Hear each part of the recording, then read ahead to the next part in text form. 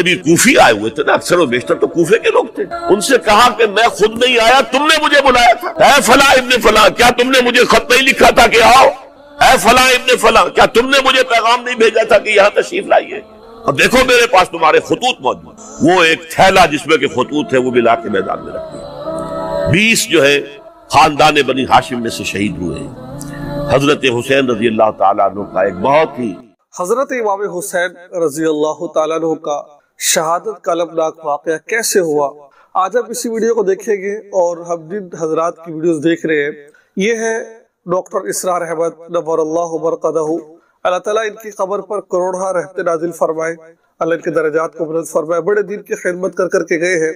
आज यकीन माने बड़े खूबसूरत अंदाज में ये गुफ्तगू हम समाअत फरमाते हैं कि हजरत इमाम हुसैन रजी अल्लाह तआला अन्हु को कैसे शहीद किया गया। वीडियो को आखिर तक देखिएगा, इंशाल्लाह बहुत फायदा होगा, बहुत कुछ सीखने को मिलेगा, बहुत एतराज़ात के जवाब मिलेंगे। आइए चलते हैं। अगर चैनल पर न्यू है चैनल को सब्सक्राइब कर लीजिए और इस वीडियो को आगे से जरूर कीजिएगा। आइए चलते हैं, वीडियो को आगाज करते हैं। हुसैन रजी अल्लाह ताला अन्हु ने इन दिनों में जो वहां गुजरे हैं, जितने भी कूफी आए हुए थे ना, अक्सर और बेशतर तो कूफे के लोग थे, उनसे कहा कि मैं खुद नहीं आया, तुमने मुझे बुलाया था। ऐ फला इब्ने फला, क्या तुमने मुझे खत नहीं लिखा था कि आओ? ऐ फला इब्ने फला, क्या तुमने मुझे पैगाम नहीं भेजा था कि यहाँ तशरीफ लाइए? अब देखो मेरे पास तुम्हारे खतूत मौजूद। वो एक थैला जिसमें के खतूत है वो भी लाके मैदान में रख दिया। 20 जो है खानदान बनी हाशिम में से शहीद हुए। हजरत हुसैन रजी अल्लाह ताला अन्हु का एक बहुत ही इन्फेंट छोटा बच्चा वो भी शहीद हुआ। बाकी सब मर्द, तमाम मर्द, सिवाय एक हजरत हुसैन के बेटे हजरत अली बिन हुसैन ज़ैनुल आबिदीन कहलाए बाद में, वो बीमार थे, वो जंग में हिस्सा नहीं ले सकते थे, वो बच गए। सिर्फ ये है 10 मुहर्रमुल हराम और सन 61 हिजरी में हुजूर के नवासे और जिनके बारे में हुजूर ने फरमाया सैयदा शबाब अहलिल जन्नह, हजरत हुसैन शहीद कर।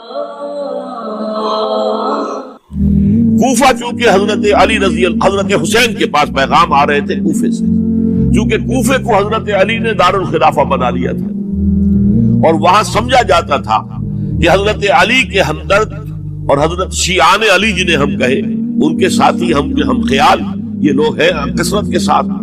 और वहां से अब खतूत का तांता शुरू हो गया, आप यहाँ आइए, हम बेताब हैं, आपका इस्तेकबाल करेंगे, आपके हाथ पर बैठ करेंगे, ताकि ये जो कैसर और किसरा की सुन्नत शुरू हो रही है इसको रोका जा सके। वो तांता बना हुआ है खतूत का।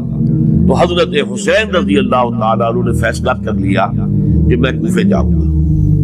हजरत जुबैर रोकते रह गए कि नहीं, कूफियों पर एतमाद ना कीजिए, ये जबानी कलामी साथ देते हैं, जब डंडा चलता है तो फिर ये हट जाते हैं मैदान से। और हजरत हुसैन रजी अल्लाह ताला अन्हु बामरूवत इंसान, शरीफुल नफ्स इंसान, कैसे मुमकिन था गैरतमंद गयूर इंसान वो कैसे उनकी बात को रद्द कर देता। लिहाजा अच्छा चलो चलते हैं कूफे की तरफ। आगे बढ़ते चले गए, करबला में पहुंच गए। जो कुछ वहां हुआ है फिर आपको मालूम है।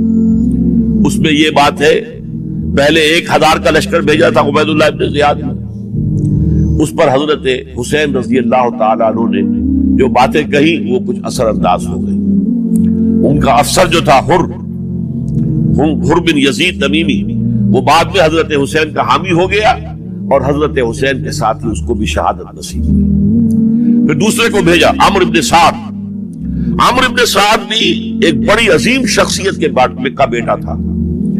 हजरत साद इब्न अबी वक्कास जो फातिह ईरान थे और जिनको ग़ज़वा उहद के मौके पर हुजूर ने फरमाया था कि ऐ साद तीर चलाओ, मेरे माँ बाप तुम पर कुर्बान।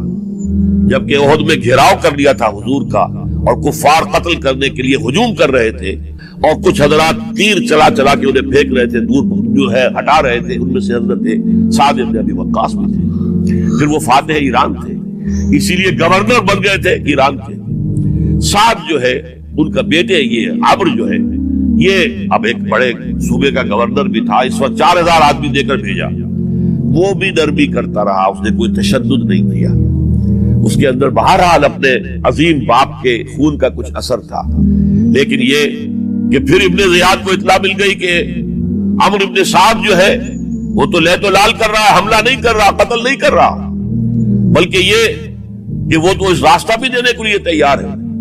کہ نہ مدینے کی طرف جائیے اور نہ آپ مکے کی طرف جائیے، نہ کوفے کی طرف جائیے، بلکہ آپ چاہے تو دمشق چلے جائیں، یزید سے اپنا معاملہ کر لیں۔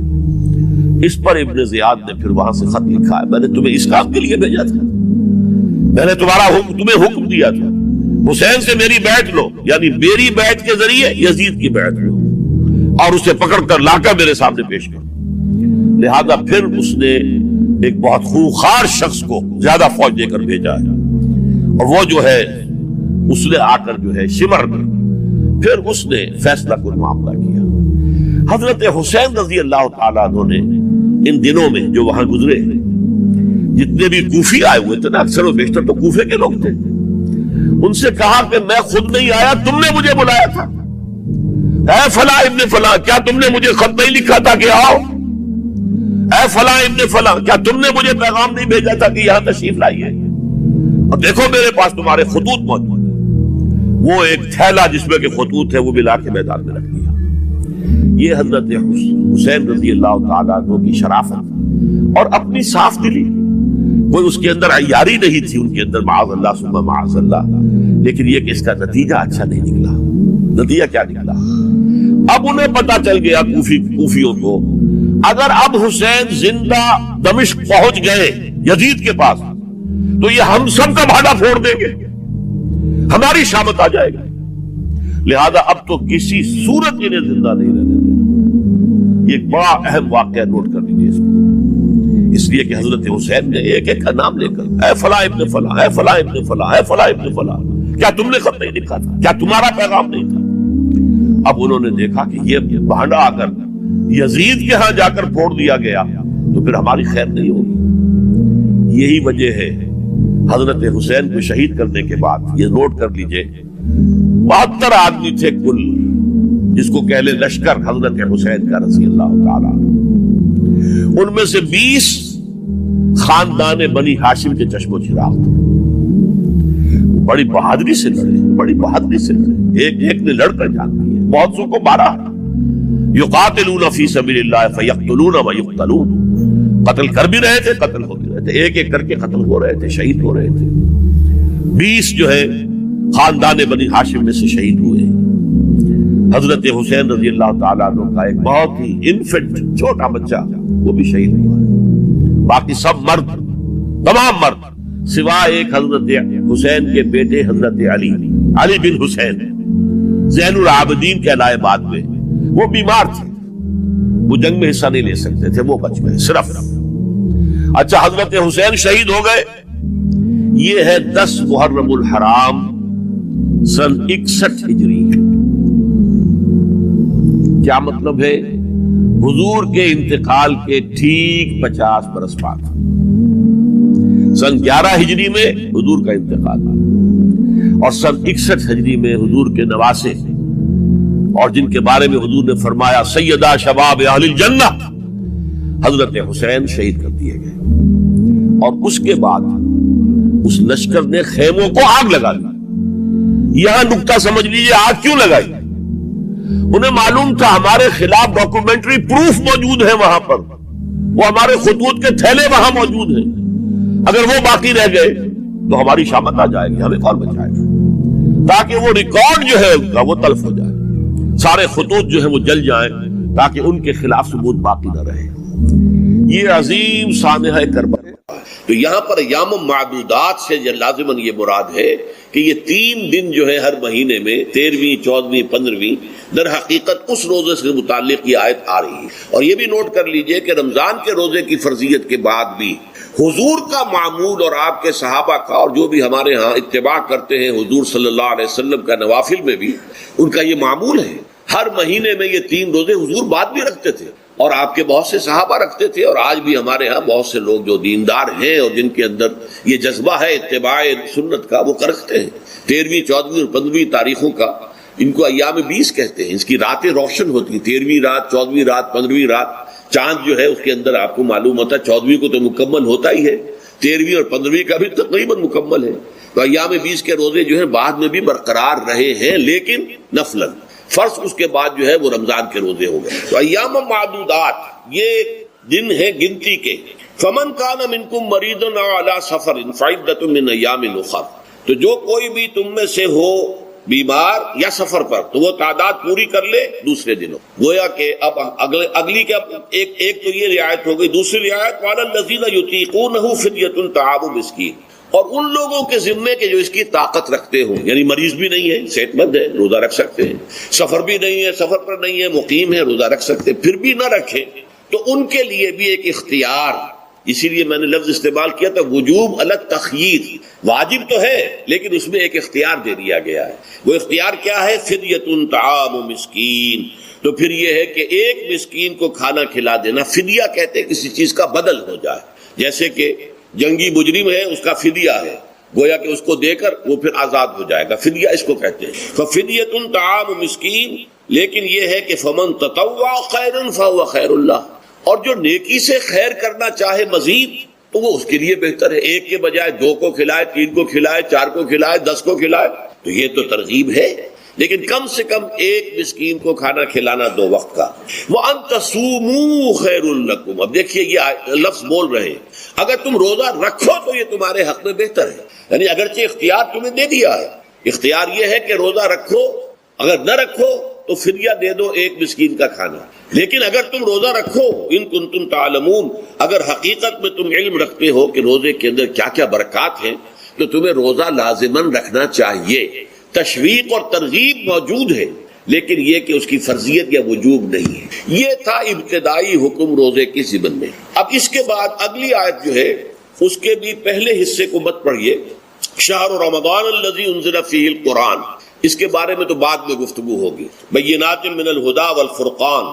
لیکن اگلا جملہ فمن شہد منکم الشہر فلیصم، اب یہ رمضان کے روزے کی فرضیت کا حکم ہے. رمضان کا مہینہ وہ ہے جس میں قرآن نازل کیا گیا. اس کے بارے میں جیسا کہ میں نے عرض کیا پھر بعد میں عرض کروں گا. لیکن جو شخص بھی تم میں سے موجود ہو اس مہینے میں، اپنے گھر میں موجود ہے، اپنے شہر میں موجود ہے، سفر پر نہیں ہے، یا یہ ہے کہ جو شخص بھی اس مہینے کو پائے، اس کی زندگی میں یہ مہینہ آ جائے، یہ برکتوں کا ایک موقع اسے مزید حاصل ہو جائے. فلیصم، یہ امر کا صیغہ ہے، یہ وجوب ہے مطلقاً.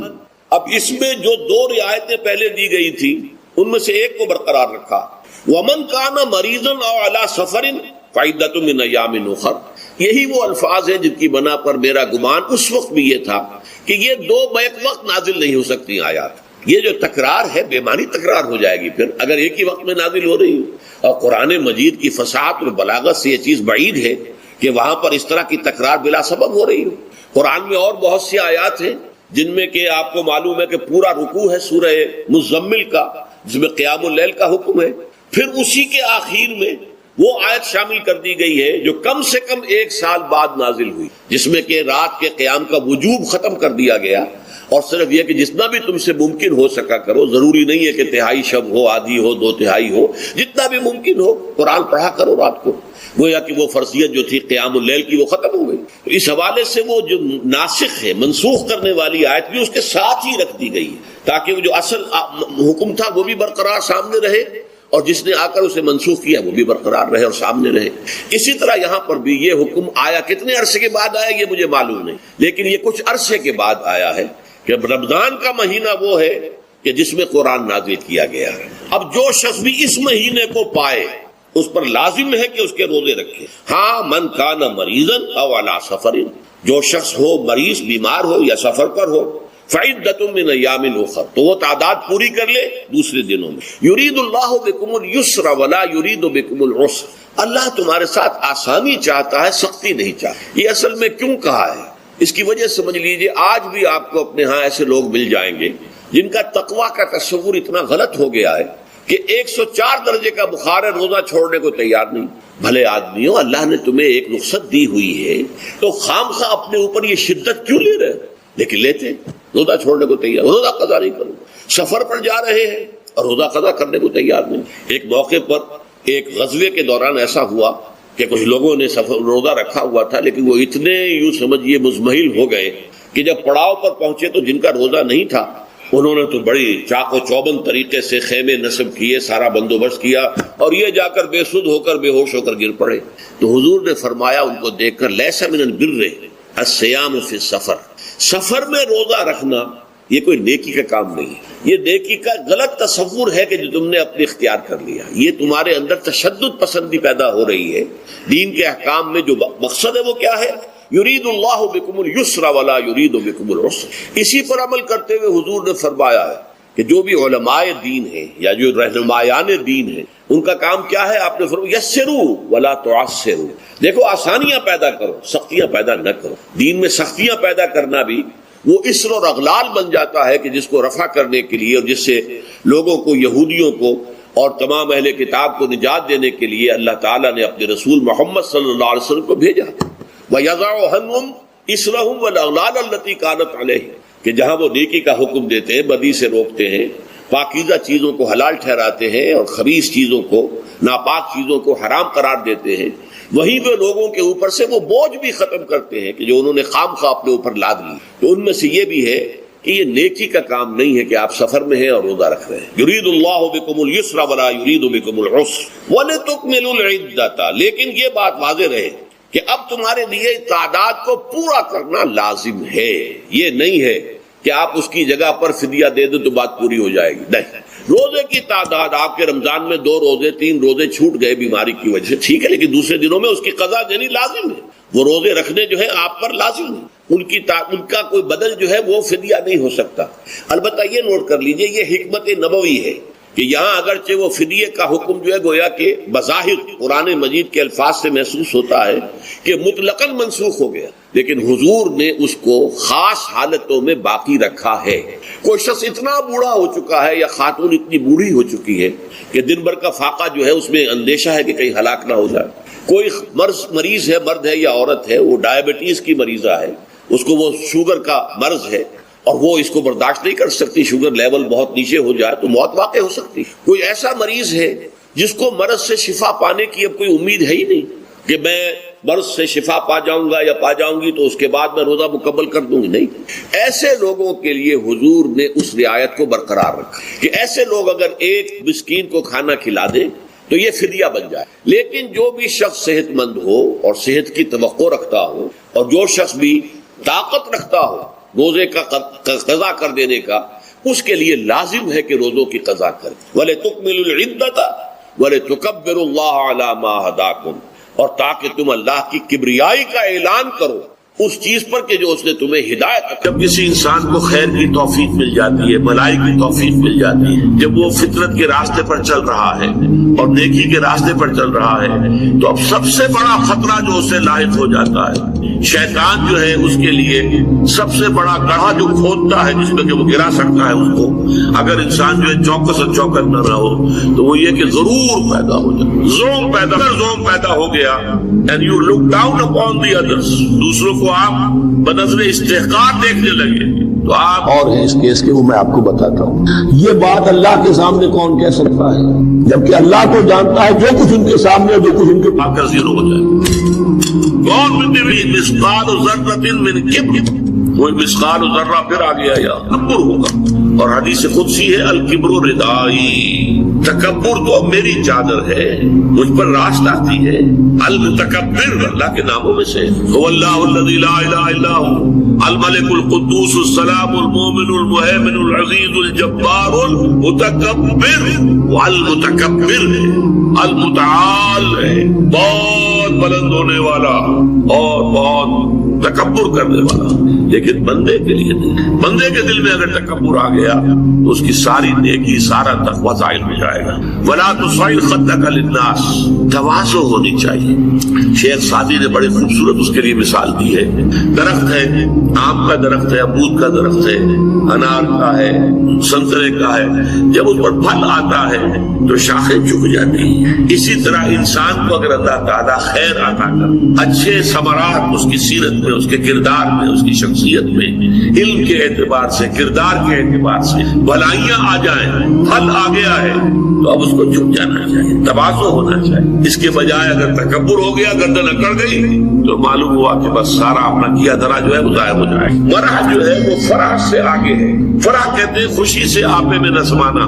وہ تو خوشی سے آپے سے باہر ہو گیا یا وہ نہیں سما رہا تھا، کوئی کوئی اور لفظ میرے ذہن میں نہیں آ رہا ہے اس وقت. تو یہ جو اس فرح سے آگے مرح ہے اس میں یہ ہے کہ انسان اترا کر اپنی بڑائی اپنی خوبی کا اظہار نہیں کرتا ہے. ولا تمشِ فی الارض مرحا، زمین میں اکڑ کر مت چلو، یہ وہاں بھی آیا ہے. اسی طریقے سے اور دوسرے مقامات پر سورہ الفرقان کے آخری رکوع میں بھی آیا ہے وعباد الرحمن الذین یمشون علی الارض ہونا.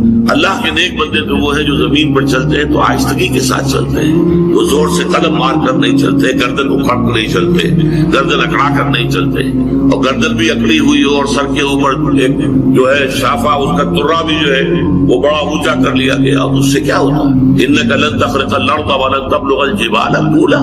تم کتنے ہی زور سے پاؤں مار کر چلو گے ہماری زمین کو پھاڑ نہیں سکتے، اور کتنی ہی گردن اکڑا لو اور کتنا ہی ترا چڑھا لو پہاڑوں کی بلندی تک تو نہیں پہنچ سکتے. تو یہ در حقیقت مضمون بہت اہم ہے، متعدد مقامات پر آیا ہے.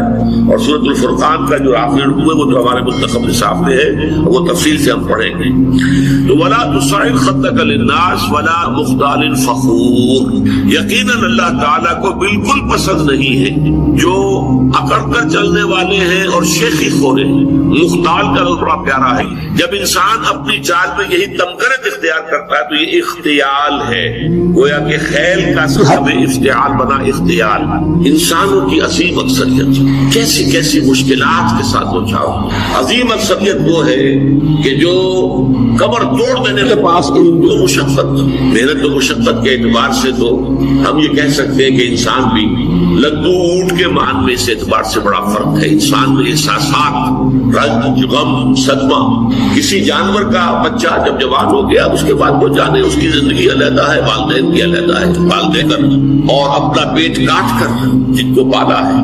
اگر وہی بیٹا جوان ہو کر سینہ تان کر بات کرتا ہے یا جیسا کہ آپ سنتے ہیں آپ کو مار دیا ہے، قتل کر دیا، جو صدمہ اس وقت انسان کو ہوتا ہے کیا کسی حیوان کو ہوتا ہے؟ یہ صدمات، یہ رنج، محنت اور مشقت ہر انسان کا مقدر ہے.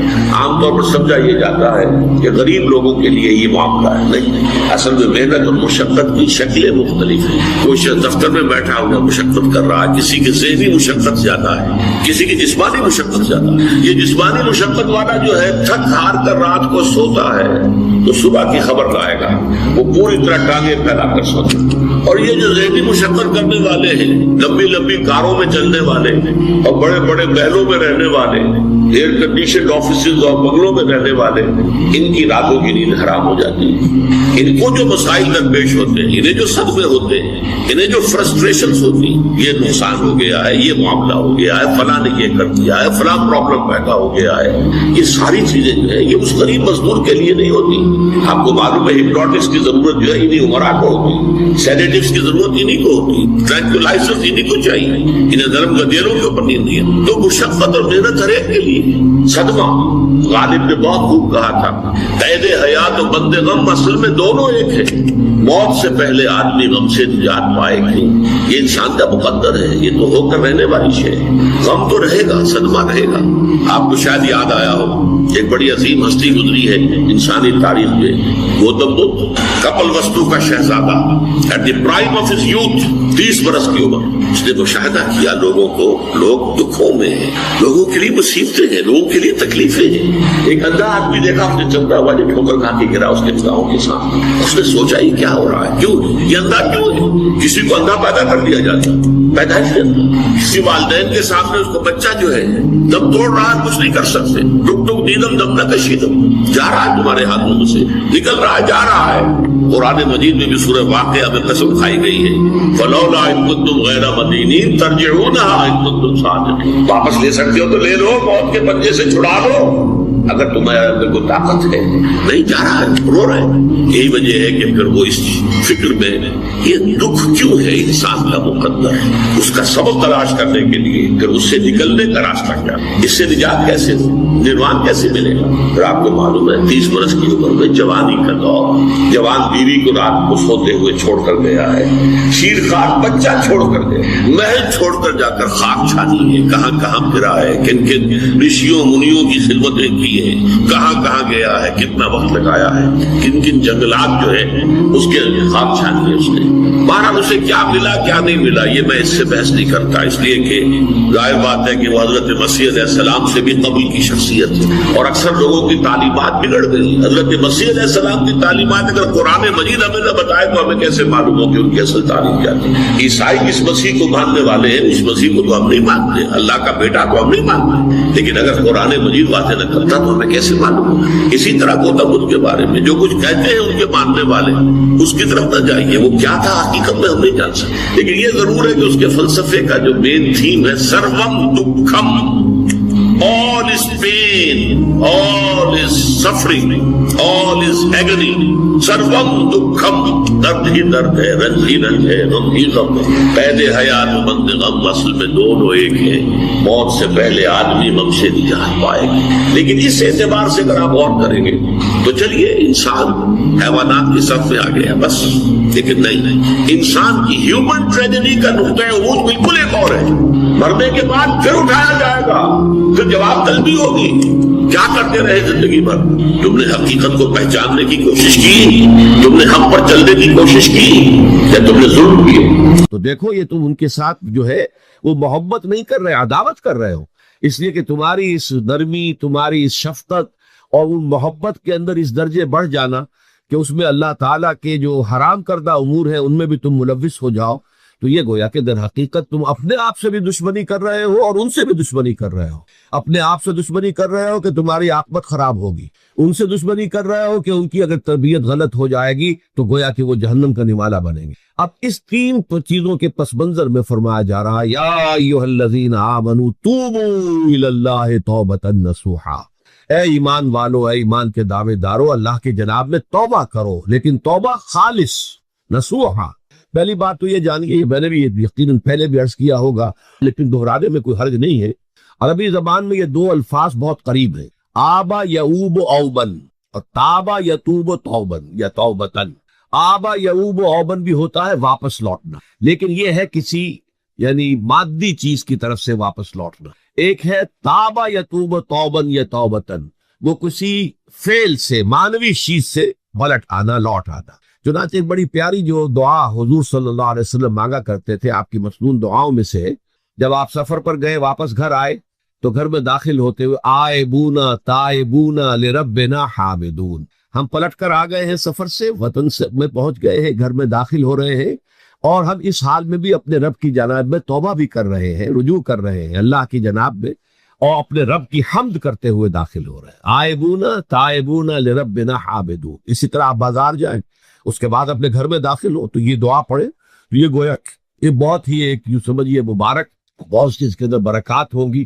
تو اس میں بھی لفظ آبا یعوب اوبن، تابا یتوب توبن، یہ دونوں کے بہت قریب آ گئے، آئبونا تائبونا لربنا حامدون، توبو الی اللہ۔ اب الہ کو نوٹ کیجئے، یہ توبہ کا لفظ بھی بہت سے ایسے الفاظ میں سے عربی زبان کے، جیسا کہ اس سے پہلے ہم دیکھ چکے ہیں کہ ایک لفظ ہے رغبہ، رغبہ رغبت جسے اردو میں ہم بولتے ہیں، رغبہ الہ ہوگا تو کسی شے کی طرف رجحان ہونا، اس کی طلب پیدا ہو جانا، اس کی خواہش پیدا ہو جانا، اور رغبہ عن ہوگا تو کسی چیز سے متنفر ہو جانا، دور ہٹ جانا، دور چلے جانا۔ ورب ایک ہی ہے، پریپوزیشن کی چینج سے بالکل برعکس نتیجہ نکل آیا۔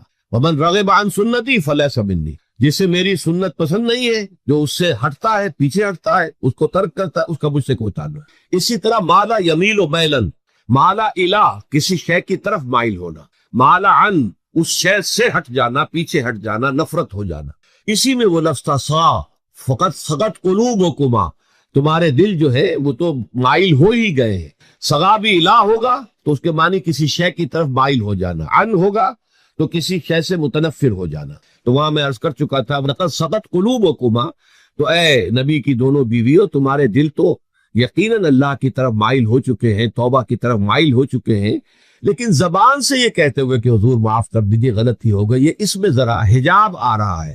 ظاہر بات ہے شوہر اور بیوی کے درمیان جس طرح کا تعلق ہوتا ہے تو اس میں یہ کہ بسا اوقات اپنی غلطی کو واضح الفاظ میں تسلیم کرنے میں کچھ ہچکچاہٹ سی ہوتی ہے۔ تو وہ ایک کیفیت تھی کہ تمہارا دل تو مائل ہو چکا ہے، لیکن یہ کہ تم ذرا زبان سے بھی کہو، اقرار کرو۔ اسی طریقے سے یہ لفظ توبہ ہے، توبہ الہ ہے किसी की जनाब में तौबा करना। जब अल्लाह ताला की तरफ तौबा का लफ्ज आएगा तो तूबू इलल्लाह तौबतन नसूहा, अल्लाह की जनाब में तौबा करो। और जब अल्लाह ताला तौबा करता है, ये लफ्ज जो है दो तरफ इस्तेमाल होता है, तव्वाब बंदा भी है, तव्वाब अल्लाह भी है। अल्लाह तव्वाब है, बहुत तौबा का कबूल करने वाला, बंदा तव्वाब है, बहुत ज्यादा तौबा करने वाला। वो हदीस में आपको सुना चुका हूं, कुल्लु बनी आदम खत्ताऊन व खैरुल खत्ताईन अत-तव्वाबून, तमाम बनी आदम निहायत खताकार है, गुनाहगार है, गलतियां होती है, खताएं होती है, लेकिन इन खताकारों में बेहतर लोग वो हैं जो बहुत तौबा करने वाले, रुजू करते, पलटते हैं, उनमें पशेमानी पैदा हो जाती है और वो अल्लाह ताला की जनाब में रुजू करते हैं, तो वो तव्वाब है, बहुत ज्यादा तौबा करने वाले। लेकिन अल्लाह की जनाब में तौबा जब बंदा करता है तो वो इला आएगा, ताबा इला, उसने तौबा की अल्लाह की जनाब में। अल्लाह तौबा करता है यानी अल्लाह ताला जो है अपनी नजर शफकत और नजर रहमत जो फेर दी थी उसने कि एक बंदे ने गुनाह किया है, मेरे हुक्म की जो है खिलाफ वर्जी की है, मासियत का इर्तिकाब किया है, तो अल्लाह ताला अपनी रहमत और शफकत की निगाह उससे हटा लेता है। लेकिन जब बंदा तौबा करता है तो फिर अल्लाह ताला भी रुजू फरमाता है और अपनी शफकत और रहमत और मगफिरत के साथ बंदे की जानिब मुतवज्जे हो जाता है। लेकिन वहां ताबा आला आएगा, तुम अलैना, ऐ परवरदिगार हमारी तौबा को कबूल फरमा, वो अला के साथ आएगा। हम जब तौबा करेंगे तो इला के साथ आएगा। तो यहाँ फरमाया तूबू इलल्लाह, अल्लाह की जनाब में तौबा करो, पलटो, रुजू करो, और तौबतन नसूहा, खालिस तौबा। इसकी जो वजाहत थोड़ी सी मैं अभी कर चुका हूँ कि खालिस तौबा से मुराद क्या है। ये नहीं कि बस तौबा की विर्द हो रहा है और तौबा जो है वो उसके कलमात जबान से अदा किए जा रहे हैं। बाज लोग हैं वो जो आयत करीमा है उसका 1.25 लाख का हो रहा है, विर्द हो रहा है, कितना हो रहा है, उसकी तस्बीह पढ़ रहे, इससे कुछ नहीं होता जब तक कि दिल के अंदर गुनाह से नफरत पैदा न हो जाए, हकीकी पशेमानी न हो कि ये मुझसे बहुत गलत हरकत सरजद होती रही है, पुख्ता इरादा न हो कि आइंदा ये काम नहीं करूंगा या करूंगी, और ये कि बिलफेल भी उस काम को छोड़ दे। ये 3 शर्तें कम से कम है उन चीजों में कि जो हुकूकुल्लाह में से, अल्लाह ताला के हुकूक, उनमें कोताही हुई है, उनमें गलती हुई है, उसमें इंसान ने किसी मासियत का इर्तिकाब किया है, तो 3 शर्तें। हकीकी पशेमानी नंबर 1, जिसके लिए मैंने इकबाल का शेर आपको सुनाया था जो बिल्कुल नौजवानी के दौर में उन्होंने कहा था, और किसी, अब मैं नाम भूल रहा हूं, कोई बहुत बड़े शायर जो उस्ताद थे, असातिज़ा और उस्ताजुल शुअरा, उन्होंने कहा था कि मियां साहबजादे इस उम्र में, और ये शेर इस कदर ऊंचा शेर है कि मोती समझ के शान करीमी ने चुन लिए कतरे जो थे मेरे अरक़े इंफियाल के। इंफियाल कहते शर्मिंदगी को, कि मैं जब शर्मिंदा हुआ कि मैं अल्लाह की जनाब में मैं क्या हरकत कर बैठा, तो उससे मेरे पेशानी पर जो पसीने के कतरे रूनुमा हुए, अल्लाह ताला ने उनको मोती समझ के चुन लिया। अल्लाह ताला को बंदे की तौबा से इतनी खुशी होती है। वो हदीस भी मैं आपको सुना चुका हूँ कि तुम अंदाजा करो, एक शख्स है कि जो एक रेगिस्तान में लकोदक सेरा में सफर कर रहा था, उसका एक ऊंट था जिस पर वो सफर कर रहा था, उसी पर उसका जो भी रास्ते का कुछ खाना वाना था, खुराक थी, वो भी, उसकी पोटलियां भी थी और पानी की छागल भी बंधी हुई थी। थोड़ी देर के लिए वो एक दरख्त के साए में बैठ गया इस्तराहत के लिए। वो उसी में आंख लग गई उसकी। अब जब आंख खुली तो देखा कि ऊंट गायब है। अब ऊंट गोया कि उसकी जिंदगी का वाहिद सहारा, कहाँ जाएगा आप बगैर ऊंट के। उस दौड़ा दाएं बाएं, शिमाल जुनूब मगरिब मशरिक, सब में कहीं जहां तक वो कर सकता था उसे कहीं ऊंट नजर नहीं आया। तो फिर वो उसी दरख्त की साए में आकर बैठ जाता है मौत के इंतजार में कि अब तो मौत ही आएगी, न खाने को कुछ, न पीने को पानी, न सवारी के मैं कहीं यहाँ से निकल सकूं। अचानक देखता है कि वो ऊंट तो खड़ा हुआ है और वो सामान भी मौजूद है।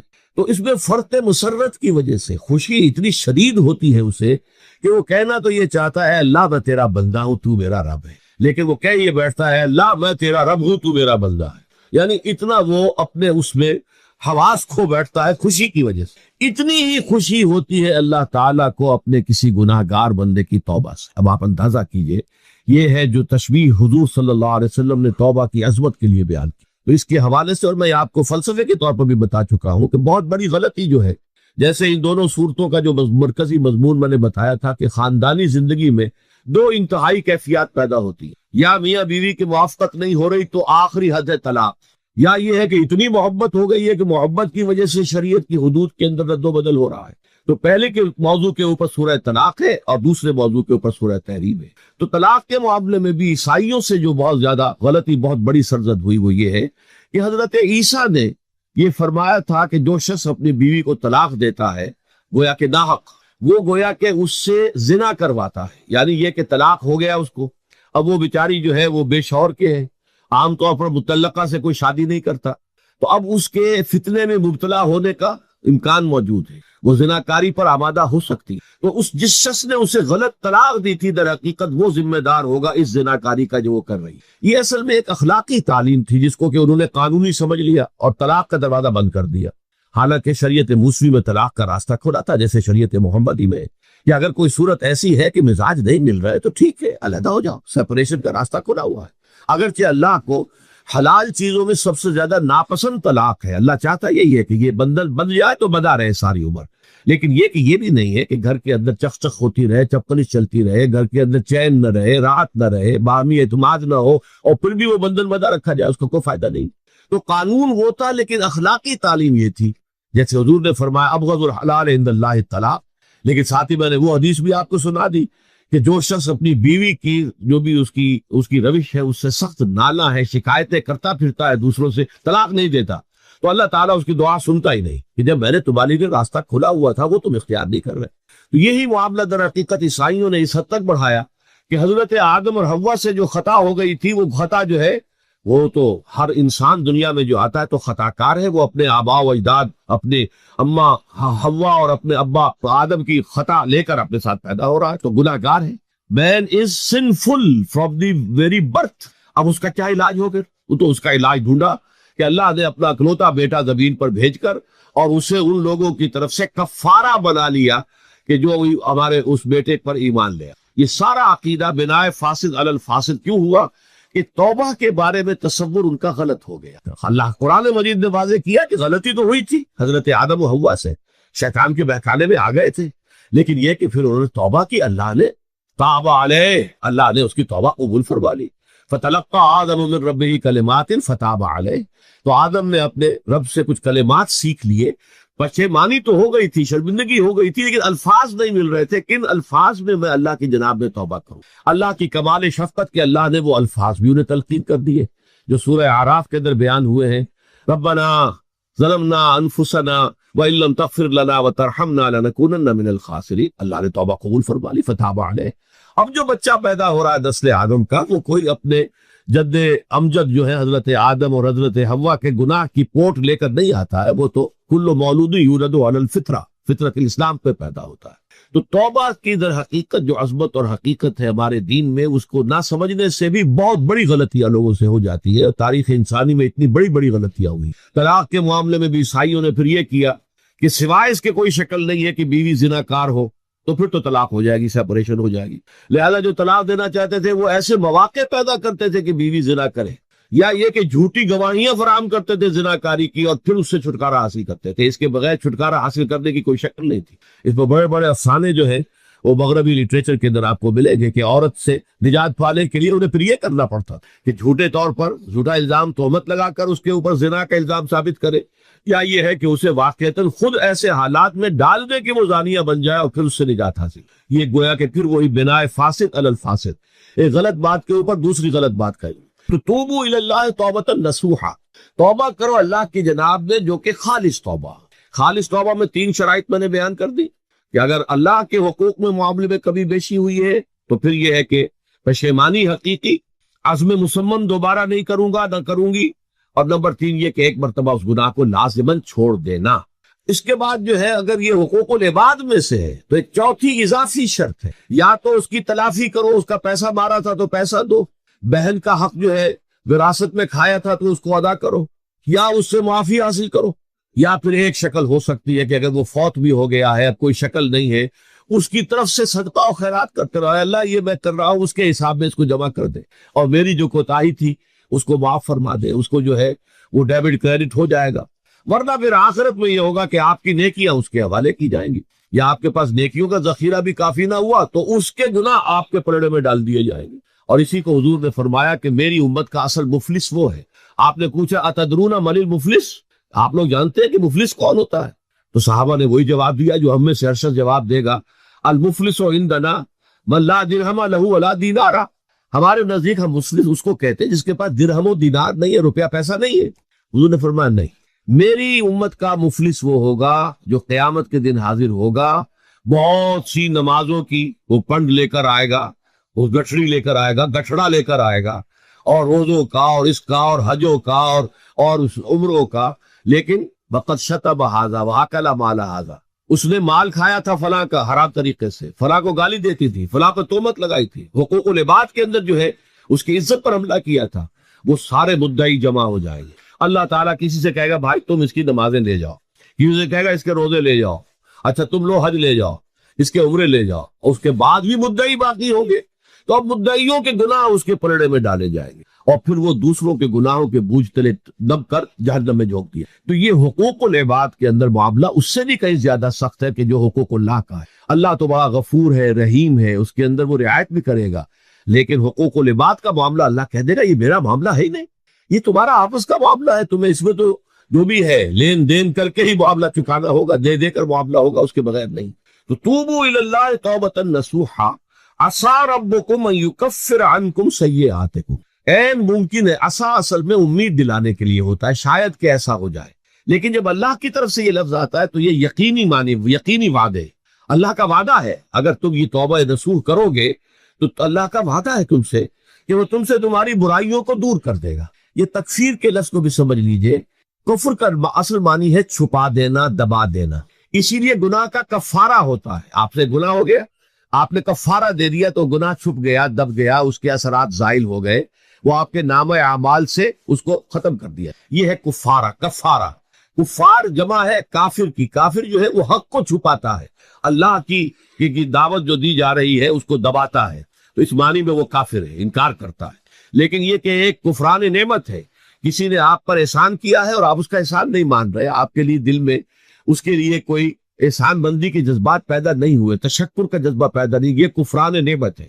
تو تکفیر کس کو بھی کہتے، تکفیر اسے بھی کہتے ہیں مسلمان امت میں سے کسی کو نکال دینا، اس لیے کہ وہ بنیادی عقائد میں علیحدہ ہو گیا ہے، تو یہ پرجنگ ہے، یہ بھی تکفیر ہے۔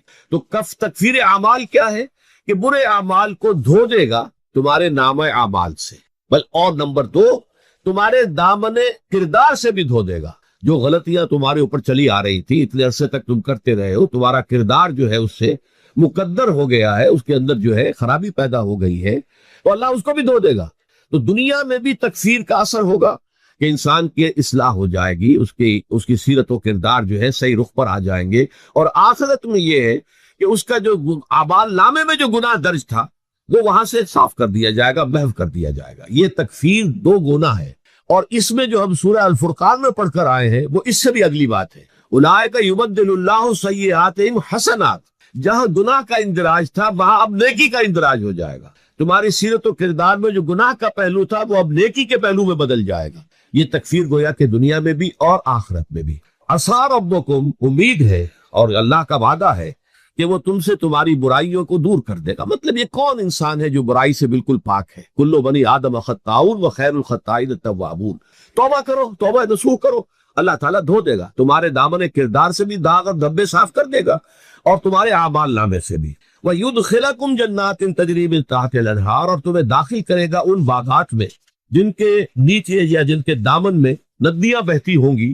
یوم لا یخزی اللہ النبی والذین آمنوا معہ، وہ دن کہ جس دن اللہ رسوا نہیں کرے گا نہ نبی کو اور نہ ان کو جو ان کے ساتھ ایمان لائے، ان کے ساتھ ایمان لانے ظاہر